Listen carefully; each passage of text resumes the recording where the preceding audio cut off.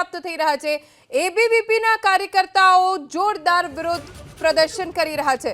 કોલકાતામાં જે ઘટના બની તેને લઈને એબીવીપીના કાર્યકર્તાઓ હવે મેદાનમાં આવ્યા અને વીર નર્મદ દક્ષિણ ગુજરાત યુનિવર્સિટીમાં વિરોધ પ્રદર્શન કર્યું।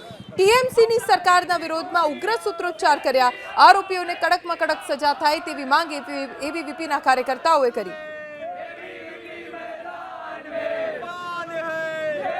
એ હાલમાં જે કલકત્તામાં જે ડોક્ટર બેન પર જે બળાત્કાર ગુજારવામાં આવ્યો છે એને લઈને વિદ્યાર્થી પરિષદ સખત એની નિંદા કરે છે અને આજના દિવસે આખા ગુજરાતભરમાં આખા ભારતભરમાં એબીવીપી દ્વારાનો વિરોધ પ્રદર્શન કરી રહ્યો છે અને જે આમાં જે સંડોવાયેલા વ્યક્તિઓ છે એની પર કાર્યવાહી કરવામાં આવે અને એ લોકોને ફાસ્ટ ટ્રેક કોર્ટમાં કેસ ચલાવીને ફાંસીની સજા આપવામાં આવે। વિદ્યાર્થી પરિષદની એક જ માંગ છે કે જે દોષીઓ છે એને ફાંસીની સજા આપવામાં આવે।